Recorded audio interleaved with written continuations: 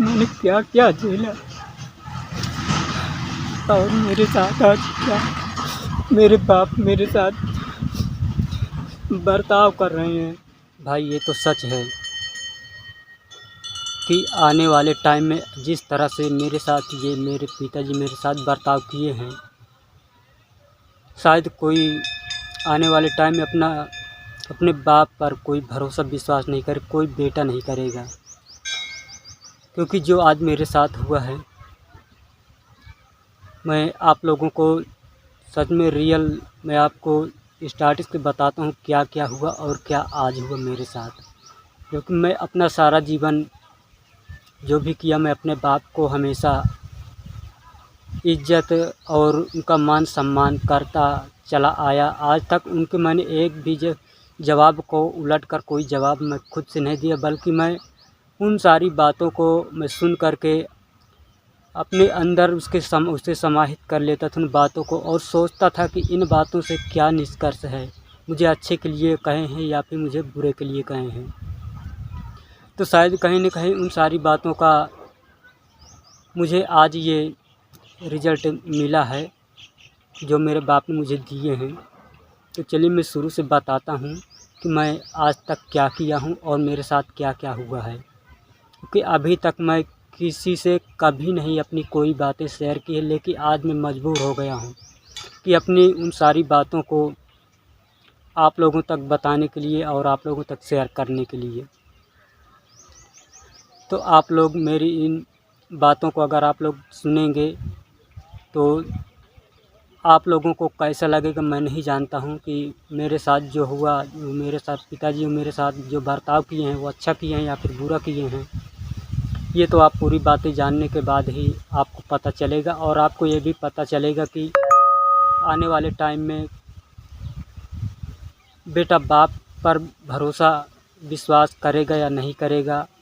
जिस तरह से मैंने इज्जत और उनका मान सम्मान किया हूँ, शायद कोई बेटा आने वाले टाइम में इस वीडियो को देख करके वो अपने बाप का मान सम्मान करेगा कि नहीं करेगा मुझे नहीं पता है, लेकिन इस वीडियो को देखने के बाद ही आपको पता चलेगा। तो मैं आपको बता दूँ, जब मैं पढ़ने योग्य हो गया था, यानी कि 5 से 6 साल के बाद जब कोई लड़का पढ़ने लायक हो जाता है, तभी से उसकी कहानी स्टार्ट होती है, उसके पहले तो कोई कहानी नहीं होती है। तो जब मैं पढ़ाई स्टार्ट किया तो मैं पढ़ाई ननिहाल में था, वहाँ से मैं 1 से 2 तक वहाँ तक मैंने पढ़ाई किया अपने ननिहाल में, और मेरा बचपन भी ननिहाल में ही बीता। क्योंकि मेरे पिताजी जो थे वो घर पर रहते नहीं थे। अगर हम यहाँ पर रहते थे माँ के साथ, तो यहाँ पर माँ के साथ भी रहने में जो हमारे परिवार के लोग थे वो हमें काफ़ी प्रताड़ित करते थे। हमारा काफ़ी बड़ा परिवार था, हमारे पिताजी 4 भाई हैं, तो उस टाइम पे काफ़ी बड़ा परिवार था हमारा। तो शायद सुकून से की रोटी भी खाने को नहीं मिलती थी, तो जिसके कारण हम ननिहाल में ही वहाँ पले बड़े हुए हैं। तो जब वहाँ पले बड़े 2 तक मैं वहाँ पढ़ाई किया, कक्षा 2 तक। वहाँ से फिर उसके बाद मैं अचानक से मेरा मूड वहाँ से ख़राब हुआ और मैं अपने बुआ के लड़के के साथ मैं भाग आया अपने गाँव। आज उन बातों को सोच कर मुझे बहुत रोना आता है। मैंने क्या क्या झेला और मेरे साथ आज क्या मेरे बाप मेरे साथ बर्ताव कर रहे हैं। आज मेरी कोई वैल्यू नहीं है। खैर, मैं जब वहाँ से आया तो यहाँ पर घर बन रहा था। मेरे दादा लोग बनवा रहे थे घर, जबकि सब लोग एक ही में थे। मैं वहाँ से आया, छोटा सा था, फिर भी मैं काफ़ी मेहनत करता था साथ में मिल कर के। मैं जब और बड़ा हुआ तो मैं अपने गांव में प्राइमरी स्कूल में पढ़ता था। वहाँ पर मैं मैं कक्षा 5 जब मैं पास किया तो उसके बाद मैं बड़े स्कूल गया अपने यहाँ कौशाम्बी जिले में। सरसमा में एक इंटर कॉलेज है जो जवाहरलाल नेहरू इंटर कॉलेज के नाम से है। मैं वहाँ 6 में नाम लिखाया और वहाँ मैं पढ़ता था। और मेरे बाप मेरे साथ बर्ताव हमेशा यही करते आए बचपन से लेकर कि मुझे सिर्फ़ डाँटते थे, मारते थे, फटकारते थे, मुझे प्यार दुलार कभी नहीं दिए। बल्कि उनकी कोशिश यही रहती थी कि ये 2 पैसा कमाए तो मुझे दे। हर बाप ये अपने बेटे से इच्छा रखता है। ये बात मैं मानता हूँ और हर बाप ये इच्छाएँ रखता है। लेकिन इच्छाएँ तब रखी जाती जब बेटा उस लायक हो जाता है तब। फिर भी मेरे पिताजी सिलाई करते थे। सिलाई में मैं उनके साथ सिलाई करता था। सिलाई करते-करते मुझे काज बटन तुरपाई करने काम दिए।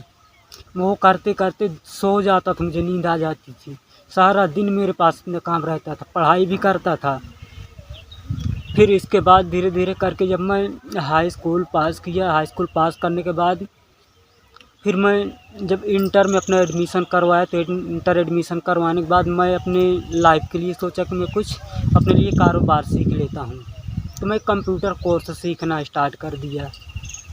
3 महीने का कोर्स ये किया, इसके बाद मैं कंप्यूटर हार्डवेयर का काम सीखा, यानी मैंने कोर्स किया। तो 1 साल का कोर्स था, वो कोर्स मैंने किया। उस कोर्स का पैसा कहाँ से आया था, जो मैं सिलाई करता था ₹72 का महीना, यानी 72 रुपीज़ पर मंथ में जमा करता था। वही 5 से 6 साल मुझे 12,000 मुझे मिला था। तो वही 12,000 जितना मेरा निकला था उतना ही पैसा मुझे ये कोर्स करने में भी ये फ़ीस मुझे लगी थी। तो मैं अपनी पढ़ाई के लिए और अपने लाइफ़ के लिए कुछ बिज़नेस जो मैंने सीखा, वो मैं मेहनत जो किया कहीं न कहीं मेरा उसी पैसे को मैं वहाँ पे इन्वेस्ट किया हूँ। तो उसको मैंने सीखा तो वो मेरे लाइफ़ के लिए आज भी मुझे फ़ायदेमंद है, आज मुझे भी उसके प्रति मुझे वर्क काफ़ी मिलता है। तो अब इसके बाद क्या हुआ कि जब मेरी पढ़ाई समाप्त हुई तो मैं बिज़नेस के लिए मैं जब इतने कोर्स कर लिए, दुकान डाल दिया, मेरी अच्छी दुकान चलने लगी। भाई दुकान चलते मेरे लगभग 1.5 से 2 महीने बीते थे। मेरी माँ की तबीयत गड़बड़ पहले चल रही थी, तो दवा इलाज तो चल रहा था, लेकिन मेरी दुकान जब 2 महीने चल पाई थी, दुकान मेरी अच्छी चलने लगी। ये 2012 की बात मैं आपको बता रहा हूँ, ये जो मैं दुकान डाला था। तो मेरी बिज़नेस काफ़ी अच्छी चलने लगी थी, लेकिन माँ की तबीयत ज़्यादा गड़बड़ हो गई, तो फिर मुझे दुकान बंद करके दवा इलाज कराने फिर इधर-उधर भागने पड़ा। कभी प्रयागराज, कभी कहीं, जहाँ जो कोई बताता तो वहीं लेकर जाता था, अपने पिताजी के साथ। फिर क्या हुआ कि जब लास्ट में मेरी माँ की तबीयत बहुत ज़्यादा काफ़ी सीरियस सी हो गई, तो फिर काफ़ी पैसा लगने लगा। तो पैसा अब मेरे पास अब उस वक़्त तो था नहीं, क्योंकि 1.5 से 2 महीने बीते तो कोई इतना अच्छा पैसा भी नहीं कमा पाया था। तो मैंने क्या किया था कि अपनी दुकान को बेच दिया। दुकान को बेच दिया, दुकान का ही पैसा मैं माँ की बीमारी में लगा दिया। लगभग 1 साल, 1.5 साल दवा इलाज चलता रहा, उसके बाद मेरी माँ भी गुज़र गई। जब गुज़र गई तब उसके बाद मेरे हाथ में कोई एक भी पैसा नहीं रहा। बिल्कुल मेरा जेब पूरा बिल्कुल खाली हो गया था। अब उस वक़्त मैं करूँ तो क्या करूँ? क्योंकि मेरे पास दुकान भी नहीं है, और अगर शहर जा रहा हूँ तो मैं आपको बता दूँ, 4 भाई 4 बहनें थे हम लोग। तो सबसे बड़ा मैं ही हूँ। मुझे काफ़ी ज़िम्मेदारियाँ मेरे सर पे आ गई। अब अगर मैं शहर जाता हूँ तो शहर में उस वक़्त 10,000 का महीना मिलना मुश्किल होता था स्टार्टिंग में। अगर मैं सोचा कि अगर शहर जाता हूँ तो वहाँ पर मैं अगर कमाता हूँ अगर 8 से 10,000, तो भी मुझे 4 से 5,000 महीना मिलेगा। अब 4 से 5,000 महीना अगर मिल रहा है तो वहाँ पे मान लीजिए 4 से 5,000 मैं बचा पाऊँगा। तो 4 से 5,000 जो मैं बचा के दूँगा घर पर, तो घर पर भी खर्च की ज़रूरत है। मुझे एक पैसा बचने का कोई चांस नहीं दिख रहा है। तो मैं उस वक़्त क्या काम किया कि मैं घर बनाने का काम स्टार्ट किया। डायरेक्ट मैं मिस्त्री के साथ जुड़ गया, घर बनाना स्टार्ट किया। एक घर बनाया, एक घर बनाने के बाद दूसरा घर जैसे बनाना स्टार्ट किया, तो मैं अकेला बनाना स्टार्ट कर दिया, यानी मैं खुद ही अपना बागडोर सँभाल लिया। तो मैं इस तरह करते-करते अब मेरा मंझला भाई था, अपने मंझले भाई को भी अपने साथ में ले लिया। मैं कहा कि 1 से 2 लोग हो जाएँगे तो शायद पैसा कुछ अच्छा मिलेगा। तो उस वक़्त 400 रुपए में मिस्त्री का मिल रहा था। तो जब उसको ले लिए साथ में तो मुझे 800 रुपए मिलने लगा था। तो अब उस वक़्त कहीं न कहीं मेरी शादी भी कर दी गई। जब मेरी शादी भी हुई थी तो मेरे पास एक भी पैसा नहीं था। लेकिन कहीं न कहीं से कुछ न कुछ व्यवस्थाएँ करके, और मेरे परिवार के लोग भी पैसे दिए तो हैं, लेकिन उनको पैसा रिटर्न भी करना पड़ा। ऐसा नहीं है कि वो लोग दे दिए तो हमारी स्थिति को देखते हुए कह देंगे कि न दो। भाई मेरी शादी वो भी हो गई, मेरे पास कोई पैसे नहीं थे।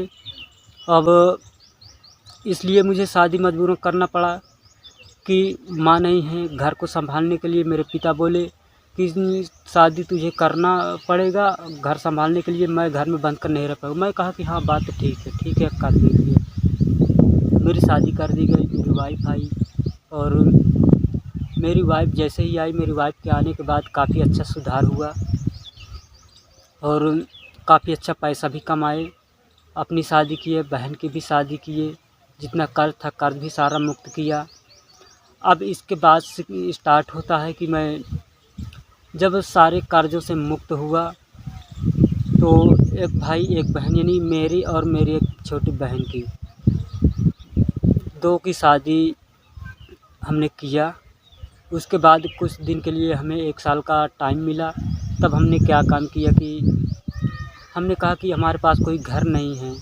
अब मैं आपको एक बात तो बताना भूल ही गया था, जब मेरी माँ ख़त्म हुई थी तो मेरा घर एक तरफ से ढहिया हो गए थे, एक तरफ से गिर गए थे। एक भी बर्तन रखने के लिए मेरे पास कोई घर नहीं था। जब मेरी ये स्थिति हुई थी उस दिन को अगर मैं याद करता हूँ तो बहुत मुझे रोना आता है। एक याद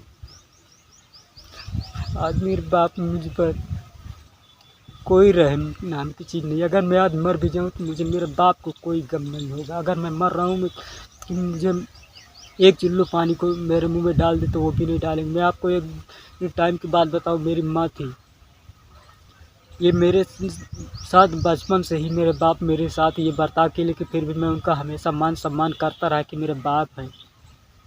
मेरे को बुखार आया,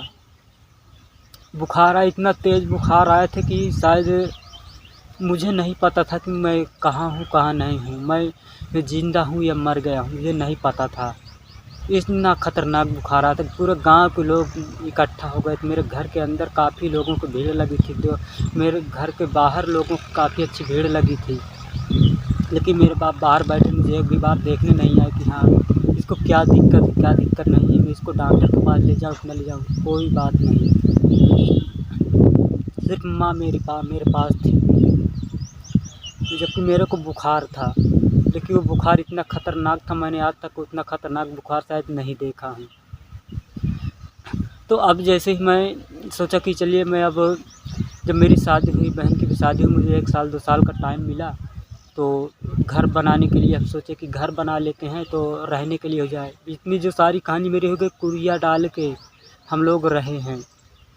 मेरे बाप के पास इतनी भी औकात नहीं थी कि वो कम से कम एक कमरा घर बना लें, कम से कम अपने बच्चों को रहने के लिए कोई व्यवस्थाएं कर लें। ऐसा कुछ भी नहीं था। आज जो घर है हमारे पास वो हमने बनाया। शादियां इतनी की, आज 4 शादियां हो चुकी आज तक में, आज ये 5वीं शादी होने जा रही बहन की। अभी मैं इसकी भी कहानी बताऊंगा जो शादी होने वाली है, यहाँ पर हमारे साथ क्या बर्ताव हो रहा है, जो आज मुझे रोना आ रहा है इनकी बातों को सोच करके। आज मैं आप लोगों के सामने अपनी रियल की कहानी बता रहा हूँ। हम घर बनाए, एक भैंस खरीदे कि सब लोग काम कर रहे हैं, सब लोग घर में छोटे छोटे बच्चे, उनको भी दूध मट्ठा खाने की भी उनकी लालसाएँ होती है, हर किसी के घर में होती है। तो मैंने भैंस भी ख़रीदा। मेरे पिताजी एक इंजन ले आए पानी सींचने के लिए नहर से, बगैर हमारे से पूछे हुए इंजन ला के घर में खड़ा कर दिया। उसके बाद जैसे ही हम अपने काम से आए तो शाम को बोले कि मुझे पैसा चाहिए। हमने कहा कितना चाहिए? बोले 35,000। हमने कहा 35,000 किस लिए? बोले कि वो इंजन लाया हूँ। तो हमने कहा कि एक बार आप हमें बता देते तो कम से कम पैसे की व्यवस्था कर देते, आप इस तरह से अचानक हमें बता रहे हैं।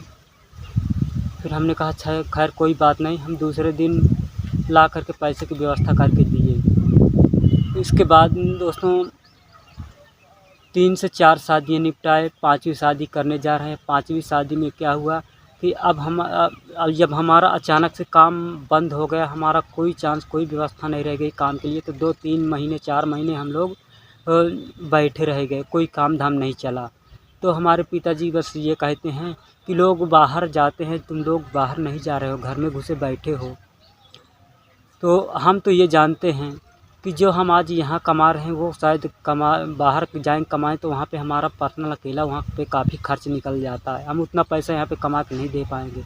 तो शायद कहीं न कहीं मैं यहाँ पर इंतज़ार ज़रूर किया हूँ। जैसे ही मेरा 3-4 महीने के बाद काम स्टार्ट हुआ, तो काम स्टार्ट होने के बाद मुझे एक जॉब भी मिल गया। जॉब जो मिला मुझे कि ऑफ़िशियल वर्क मिला, तो मैंने सोचा कि ये जो काम कर रहा हूँ ये काम कभी चलता है कभी नहीं चलता। जैसे कि मैं अभी 3-4 महीने बैठा रह गया। अगर मैं ये जॉब कर लेता तो ये मंथली हमारा फ़िक्स होगा। काम चले या ना चले लेकिन यहाँ पे हमें मंथली पैसा मिलेगा। तो जब हमने वो काम पकड़ लिया तो हमारे पिताजी को बहुत कष्ट हुआ कि इसने जॉब कर लिया। जॉब कर लिया भले ही पैसा हमें कम मिल रहा है लेकिन जॉब में हमें भरोसा कि हमें पैसा हर महीने मिलेगा। आज मुझे 4 महीने हो गए जॉब किए हुए, लेकिन मेरे पिताजी को ये पसंद नहीं है। वो चाहते हैं कि ये धूप में करे और मरे। तो भाई आप लोगों को इस वीडियो के माध्यम से मेरे पिताजी का जो बर्ताव है, क्या आप लोगों को लगता है कि मैंने अपने पिताजी के साथ गलत किया हूँ? आज मैं 20,000 ऑलरेडी से 4 महीने में 2 महीने का दे चुका हूँ। 2 महीने की सैलरी में कल मुझे फिर मिलेगी। मैं अपने पिताजी को वो भी दूँगा। जो मैं अपनी सैलरी से एक भी पैसा कहीं भी खर्च नहीं कर रहा हूँ। अब कैसे खर्च चला रहा हूँ अपने बीवी बच्चों का वो मैं जानता हूँ।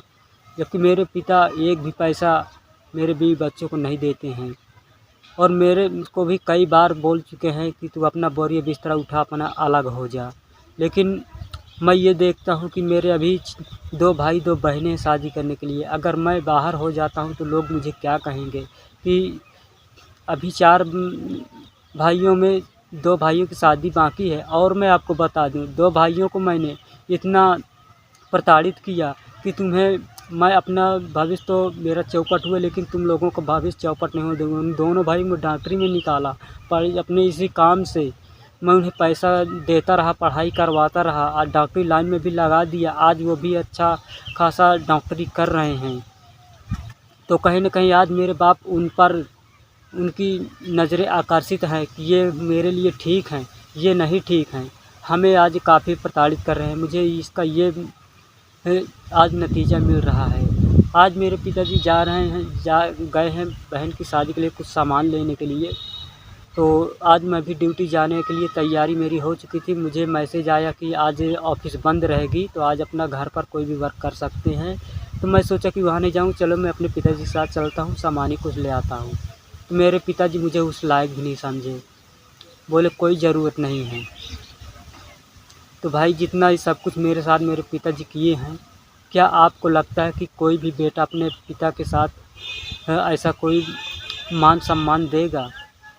मुझे नहीं लगता है। ये तो मुझे तभी पता चलेगा जब आप लोगों का कमेंट मुझे इस वीडियो में मिलेगा। और आप लोग मुझे भी ज़रूर कमेंट करके बताएं कि क्या मैंने अपने पिताजी को जो मान सम्मान दिया क्या मैंने गलत किया है, या अपने पिताजी के किसी भी जवाब को मैंने उलट कर उनको जवाब नहीं दिया। उनकी हर बातों को मैंने अपने अंदर अपने मन में रखा, उन्हें कभी उलट के जवाब नहीं दिया। क्या मेरा ये गुनाह है कि मैं उनके किसी बात का जवाब नहीं दिया हूँ? अगर गुनाह है मेरा तो मुझे वो भी आप लोग कमेंट करके बता सकते हैं। आज तक की मेरी ये कहानी है कि मैं इतना सब कुछ करता आया। मैं पढ़ाई बीए तक किया था और अपने लिए सोचा था कि मैं या तो टीचर से बनूंगा या फिर मैं एलएलबी करूंगा। एलएलबी करके मैं वकालत करूंगा। लेकिन आज मेरा आप शक्ल भी देख रहे हैं कि किस तरह से मेरी शक्ल आज किस स्थिति में पहुंच चुकी है। लेकिन मेरे बाप को मेरे ऊपर कोई तरस नहीं है। अगर मैं आज मर भी जाऊं तो मेरे बाप को कोई गम नहीं होगा। आखिर ऐसा क्यों? मैंने इतना मान सम्मान दिया अपने बाप को, क्या मान सम्मान देने का यही नतीजा? मैं तो ये देखता हूँ कि इतने बहुत से बेटों को देखा कि अपने बाप को ये मान सम्मान नहीं देते, उलट के जवाब देते हैं, गालियाँ देते हैं, मारते हैं। मुझे उन पर बहुत गुस्सा आता है जो लोग ऐसे अपने बाप के साथ करते हैं। मैं अपने बाप को इतना मान सम्मान देता हूँ, मान सम्मान देने के बाद मुझे ऐसा जो नतीजा मिल रहा है, क्या ये सही है? या जो लोग अपने बाप के साथ ऐसे बर्ताव करते हैं वो सही है? आप मुझे कमेंट करके ज़रूर बताइएगा। मेरी ये कहानी है। तो भाई मेरे हाथ जोड़ के आप लोगों से विनती है, आप लोग मुझे कमेंट करके ज़रूर बताइएगा कि मेरा इसमें क्या गलती है, मैंने क्या गलत किया है, मेरे गलती का क्या मुझे यही नतीजा मिलना चाहिए जो मेरे बाप ने मुझे दिए हैं। तो धन्यवाद भाई, आप लोगों ने जो मेरी इस पूरी कहानी को सुना है। मेरी इस कहानी को अगर आप लोगों ने सुना है, अगर समझा है, तो मुझ में और मेरे बाप में किसने क्या सही किया, किसने क्या गलत किया, आप लोग मुझे कमेंट करके ज़रूर बताइएगा। धन्यवाद भाई।